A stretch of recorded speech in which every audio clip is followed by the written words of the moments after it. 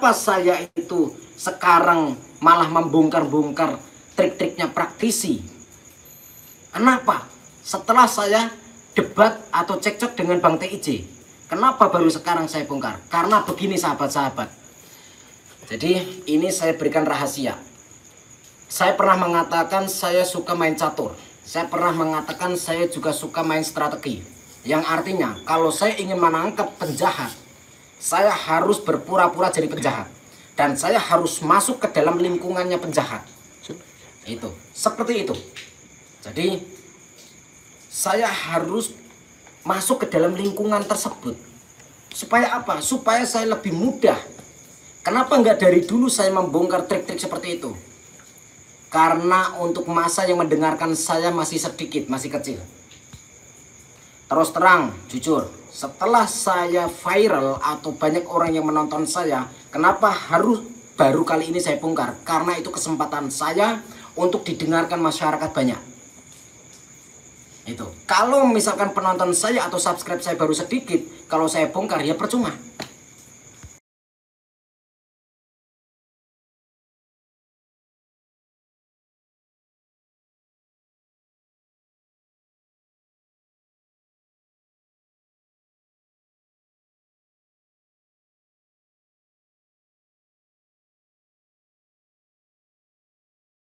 Mengeluarkan uang 5 juta ataupun lebih ataupun kurang dari 5 juta, saya cuma mengingatkan satu, ikhlaskan, ridhokan.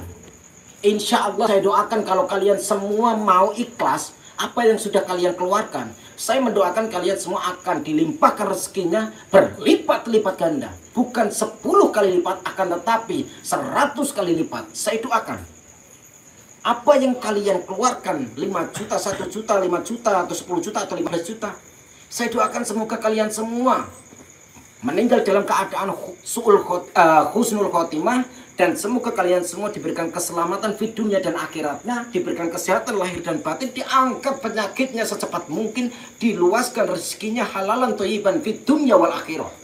Yang penting syaratnya satu, ikhlas dan ridho apa yang sudah dikeluarkan. Walaupun sudah ikhlas dan ridho, mari sahabat-sahabat, ingatkan saudara-saudara kita yang belum tahu. Supaya apa? Supaya saudara-saudara kita semua tahu. Saya nggak bisa ngomong apa-apa lagi. Secara psikolog kalian bisa melihat tekstur bahasa tubuh saya. Jadi saya hanya prihatin. Nanti tidak cuman trik-trik ini saja yang akan saya bongkar. Banyak, misalkan trik rokok. Trik rokok di dalam rokok ini bukan tembakau, tapi apa? Tapi duit isinya. Nanti saya praktekkan triknya. Bisa saya praktekkan kapan-kapan sahabat-sahabat.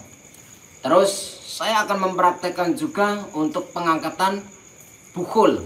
Atau misalkan sedang memagari rumah yang kena kiriman-kiriman santet, terus ternyata menemukan bukhul-bukhul. Nah, nanti saya praktekkan kenapa bisa ada orang yang bisa mengangkat bukhul. Walaupun oke, saya bisa memahami sahabat-sahabat untuk tingkat IQ-nya semua itu berbeda-beda.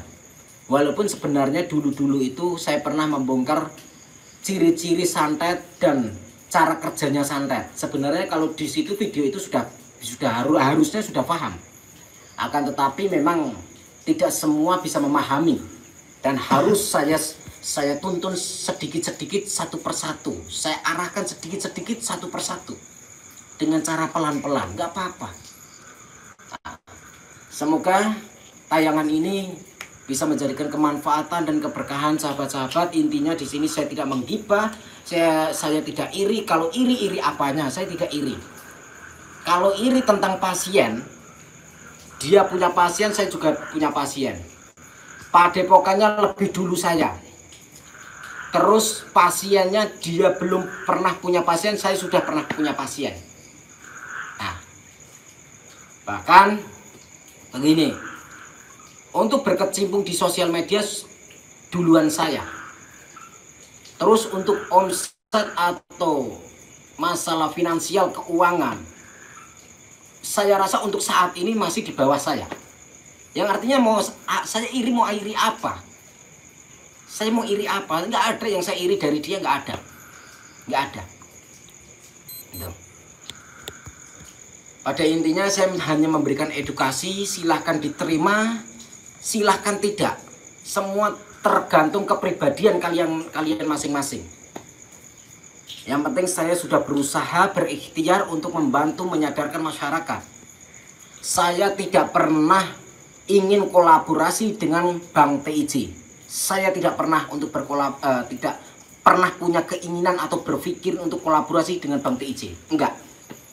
Kalau untuk bersaudara memang dari dulu, karena saya juga mendukung beliau. Makanya kenapa saya itu sekarang malah membongkar-bongkar trik-triknya praktisi. Kenapa? Setelah saya debat atau cekcok dengan Bang TIJ.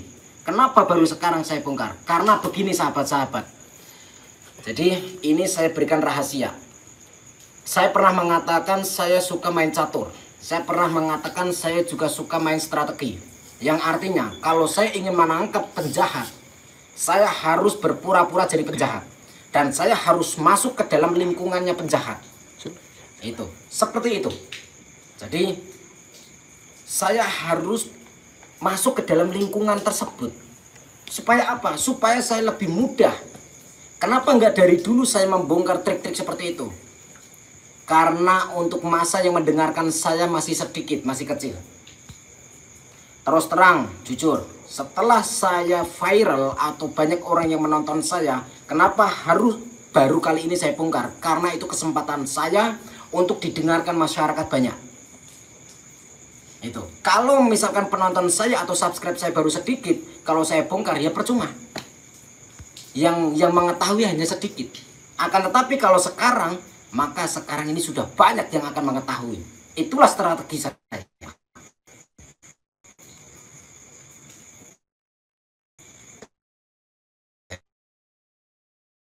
Skenario di balik layar, no, tidak ada. Wallahi tidak ada.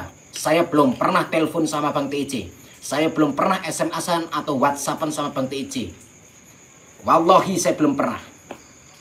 Berjumpa bertemu juga belum pernah, teleponan juga belum pernah, WhatsAppan, chattingan juga belum pernah, SMS-an juga belum pernah. Yang artinya tidak ada skenario antara saya dengan Bang TIJ. Itu. Jadi banyak kok tamu-tamu saya yang dulu-dulu itu sudah banyak yang mendengarkan saya, sudah tahu karakter saya.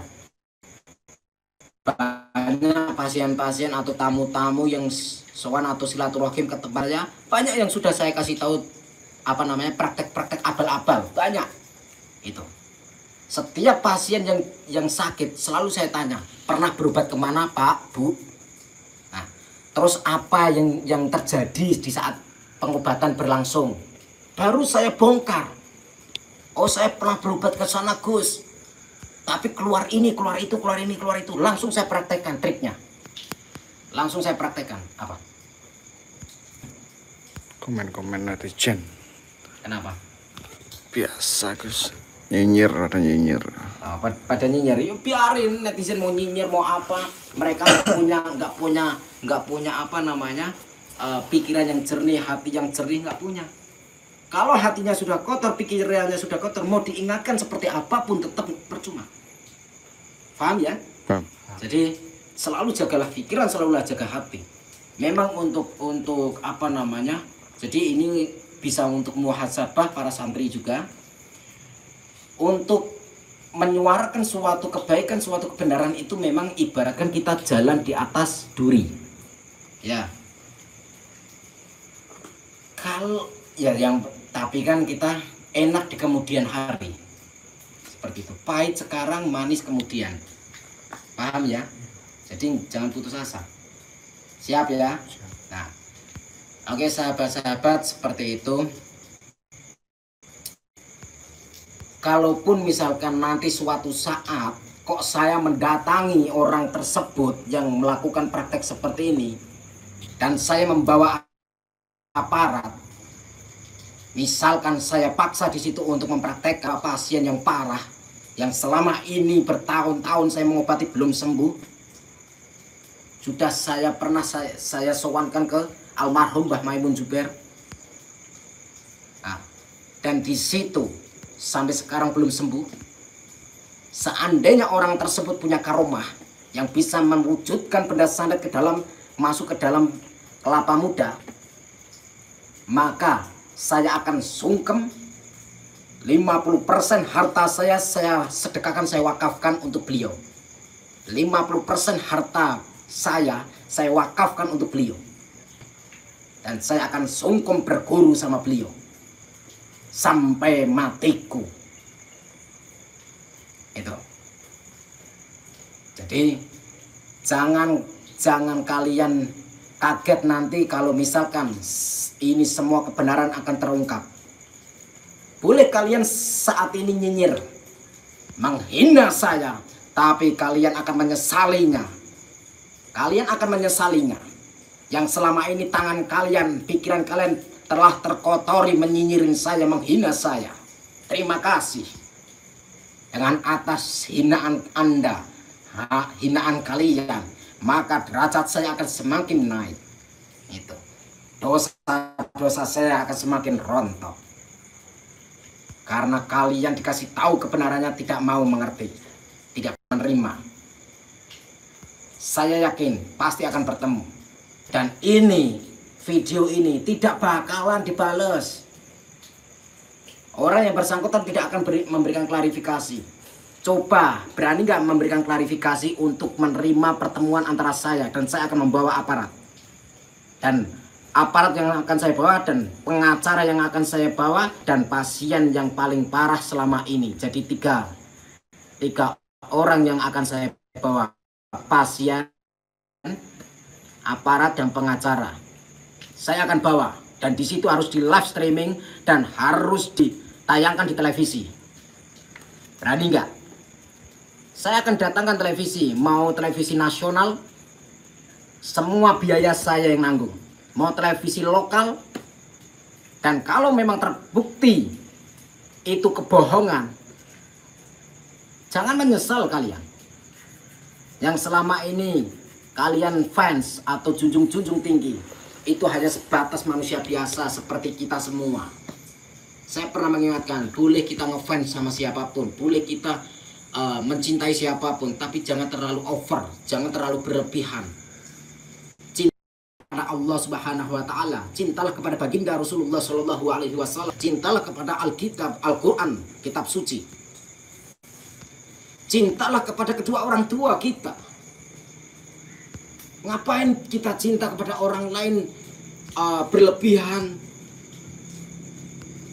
Nggak ada untungnya, sahabat-sahabat. Nggak ada untungnya.